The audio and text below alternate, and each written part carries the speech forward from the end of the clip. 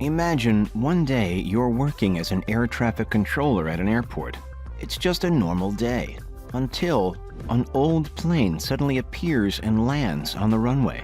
An airplane that's been missing for 35 years. Then, once you investigate and manage to get onto the plane, you're instead greeted with a confusing and terrifying sight. Well, that's exactly what happened for the airport staff in Porto Alegre in Brazil in 1989. On the 4th of September 1954, Santiago Airlines Flight 513 was just about to take off.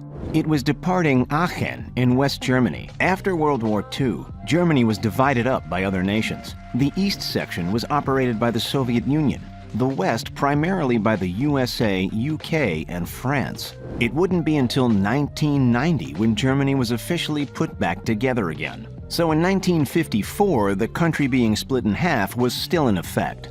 The destination for Flight 513 was Porto Alegre in southern Brazil. The plane had completed many international flights across the Atlantic Ocean. As far as everyone knew at the time, this was a normal, standard flight.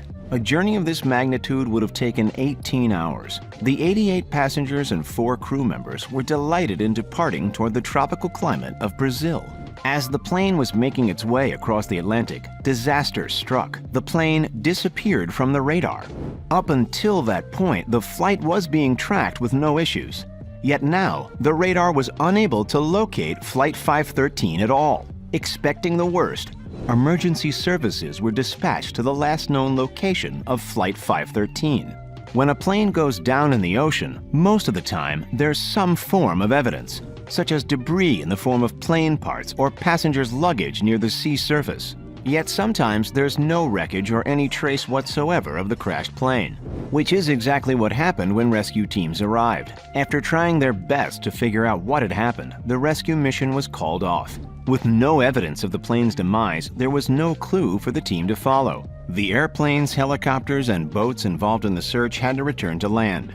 The authorities were unable to state what exactly had happened, only that Flight 513 and everyone on board was thought to have been lost to the watery depths of the Atlantic. Family and friends began to grieve and had to accept that their loved ones were gone, but with no explanation as to how or why. Now we're going to fast forward to the 12th of October, 1989. It was a normal day at Porto Alegre Airport. With their heavy flow of planes coming in and out, the air traffic control station was running like clockwork.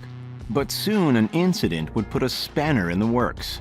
Out of nowhere, air traffic control noticed an airplane blip pop up on their radar. Originally, they considered that the radar was malfunctioning, yet they soon realized that wasn't the case. Perplexed, they searched through their schedule to see what flight this unexpected plane was meant to be. However, their records had no mention of a flight arriving at that exact time. Annoyed and bewildered, air traffic control attempted to get in touch with the airplane's captain. Yet air traffic control received no response from this mysterious airplane. The plane just kept on its trajectory toward the airport.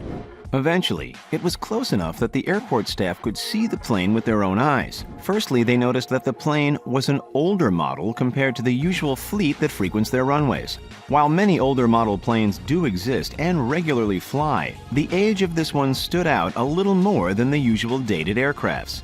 Then the staff saw which airline was on the side of the plane. It read Santiago Airlines along with its logo. What makes this strange is that Santiago Airlines was no longer a functioning company. They went out of business in 1956. The airport staff began to panic. An airplane from a defunct airline that's not responding to their radio transmissions is about to land in their airport. It was a flight that was meant to arrive decades ago.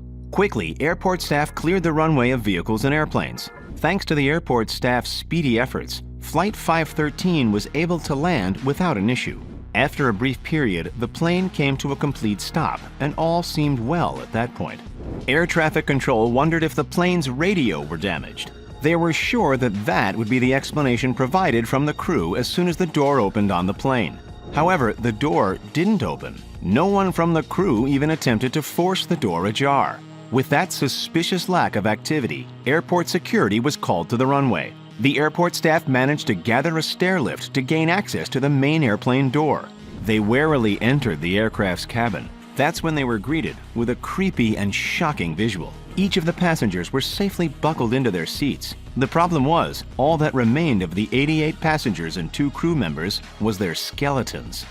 The astonished security team managed to get into the cockpit next. Perhaps the captain and co-pilot could explain this eerie situation. The team then realized that neither person could help. All 92 people on the plane were only skeletons. Captain Miguel Victor Curie's bony frame was still firmly grasping the plane's controls. Even the airplane's engine was still humming, something that shouldn't have been possible. Soon after this skeletal situation came to light, the Brazilian government were informed. They immediately took over the investigation of Flight 513. However, updates to the public from the government were vague. They only acknowledged that they were looking into the case, as well as confirming that the plane had suddenly appeared in the sky and landed successfully. And yet they refused to provide any explanation for how these circumstances came to pass.